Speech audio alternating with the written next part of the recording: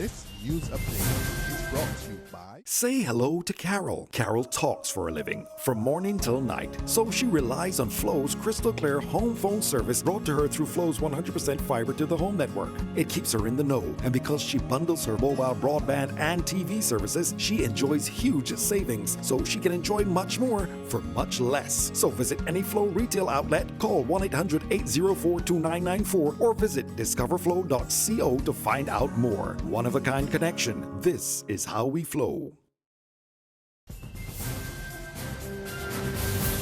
It's Wednesday, April the 13th, 2016, and this is your Barbados Today Morning News Update. I'm Emmanuel Joseph. Thanks for joining us. In our top story, a heartbreaking plea has gone out to the local judicial authorities to tell the family of murder victim Nicole Harrison-Watson why the man charged with killing her 4 years ago was released on bail yesterday. The past 4 years have been very difficult for Mercedes Gill and her granddaughter Samantha Harrison, who have been struggling to come to terms with the death of their daughter and mother respectively. And yesterday they were caught off guard by the news that Sean Watson, who had been on remand at Dodds Prison, is now out on the streets. His release has left Gill and her granddaughter feeling helpless and empty. I feel like Nicole has been murdered all over again. It feels like in the earlier days when she got killed. Huh? And I'm just hoping that justice will be done, because it's totally out of my control. There's nothing I can do. I can just keep my emotions in check and take care of myself. Yeah? Because stress kill is not a great date that his sister got killed, and I think it's all stress related. So really and truly, that's how we feel right now at this stage. It's disappointment. It's a shock. Wasn't looking for it, but it has happened. The father of the 11-year-old boy from Station Hill in St. Peter, who was reported missing on Sunday, has admitted that he often let his children down, blaming the lack of a steady job and inadequate housing for his fractured relationship with his offspring. The man, who asked Barbados Today to refer to him only by his first name, Antonio, also admitted to deliberately deceiving the children when he promises to meet and spend time with them. The boy, Terrell Adams, ran away from home for the second time in 3 days on Sunday in what his mother, Kimberly Adams, said was a desperate search for his dad, with whom he craved a relationship. In an interview yesterday morning with Barbados Today at an Eagle Hall St. Michael location, Antonio, who is also the father of a 13-year-old daughter with Adams, said he knew he was wrong for not being fully involved in the children's lives. However, the father of three, with a fourth on the way, explained that the children could not live with him at this time because he was not allowed to have them at the place he currently rents. My promise today is something like, I want to do it, but I can't do it.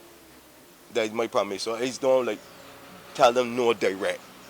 You understand? I rather make them feel, well, yeah, I can make it. You know what I mean? Yeah, because I rather do, I just can't tell them no, no man, I can't make it for one. You know what I mean? I will tell them a story, you know, just to build up the confidence. But I know sometimes deep inside my heart too, be hurting me too when I don't have with them, because I know that they can't come where he is. You understand? If they live in a 3-bedroom house or anything, so my kids were, yeah, and right now I don't really work. Not that I don't really work, I don't work. The family of Crime Chief Livingston Eversley yesterday remembered him as a devoted family man, provider, and dedicated police officer. Precious memories flowed from the aching hearts of the loved ones of the 58-year-old acting assistant commissioner of police as they gathered at his Vauxhall Gardens Christchurch home, reflecting on his life in an interview with Barbados Today. Still visibly shocked at the sudden death of one of the veterans of the Royal Barbados Police Force on Monday evening, his wife Joycelyn described Eversley as a straightforward, peaceful, and committed individual who always went beyond the call of duty to help others. Eversley's daughter Latoya said she was cooking when her dad arrived home and complained that he was feeling a pain in the chest and was going to take a rest. He would never wake up again.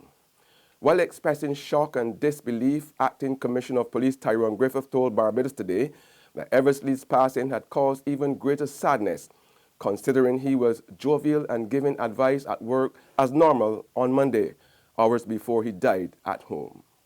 You wouldn't find many officers better than him. He could tick every box in relation to him. He was top class in integrity, professionalism, teamwork, outstanding detectives.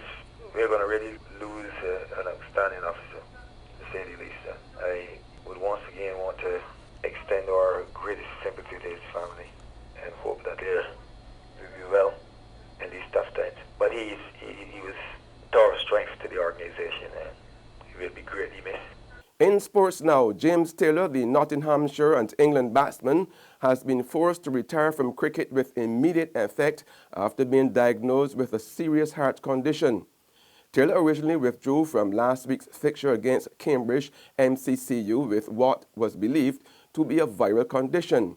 However, specialist scans revealed on Monday that the 26-year-old suffers from ARVC, that's arrhythmogenic right ventricular cardiomyopathy.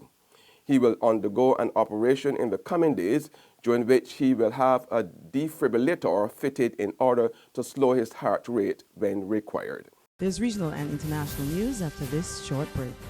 The 50th anniversary of Independent Secretariat and the National Cultural Foundation proudly present the theatrical production From Bossa to Barrow and Beyond. We are not slaves. Saturday, April 16th at 6:30 p.m. at the historic Golden Grove Plantation.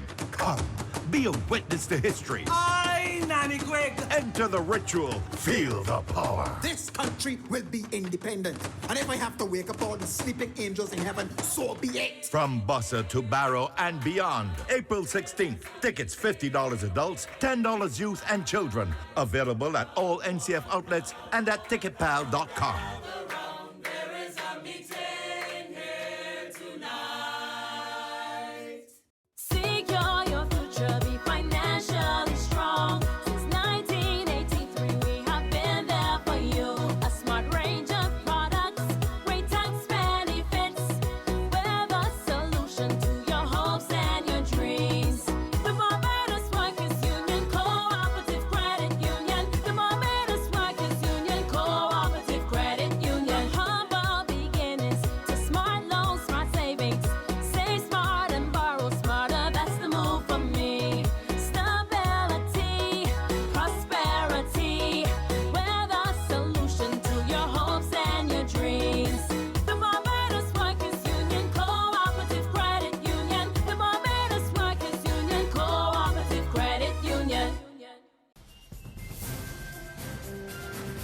Proposed legislation primarily designed to strengthen the rules of consumer rights will be discussed when telecommunications ministers from across the region meet in St. Lucia today.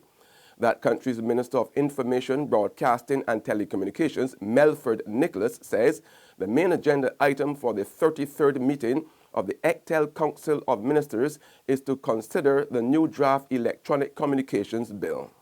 The new EC Telecoms Bill seeks to amend or to replace the original EC Telecommunications Bill that became active back in 2000.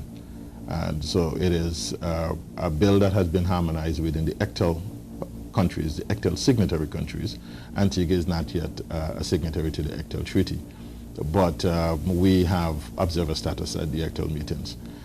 When we drafted our telecommunications bill, I believe that the bill itself that is before Parliament would have incorporated a number of the changes that the ECTEL countries are now looking to put in place. On the international scene, a Canadian woman dubbed the Black Widow after a series of convictions involving male partners has been charged with breaking the terms of her release. 80-year-old Melissa Ann Shepherd was freed last month after a jail term for drugging her new husband. But the police said she was a high-risk reoffender and set a number of conditions, including not going online. She used a computer on Monday to access the web at a library in Nova Scotia. Now, police have warned elderly men looking for love to steer clear of Shepherd, with the internet flagged up as a possible threat. Her prior convictions include the manslaughter of her second husband in 1992, whom she drugged and ran over twice in a car. Her third husband died in 2002. Shortly after they were married, no charges were brought in connection with his death. Shepherd was sentenced to 5 years in prison in 2005 for 7 counts of theft from a man in Florida whom she met online and with whom she lived for a month. She was also convicted of stealing from another man, aged 73. He believes Shepherd drugged him as well, although she was not charged. Shepherd was charged again last October after her latest husband, aged 75, fell ill from the effects of tranquilizers mixed into his coffee on board a ferry from Nova Scotia to Newfoundland on their honeymoon the previous month. He survived. And on that note, we end our Barbados Today news and sports. However, you can join us again this afternoon for more. Until then, remember to log on to www.barbadostoday.bb, subscribe to our e-paper, email updates, or like us on Facebook. You can also catch us on Izumi Media in bus terminals or screenplay at supermarkets and gas stations near you. Also tune into channel 99 on Flow TV and to Mix 96.9 FM to get all the latest news and sports. I'm Emmanuel Joseph. Have a fantastic day.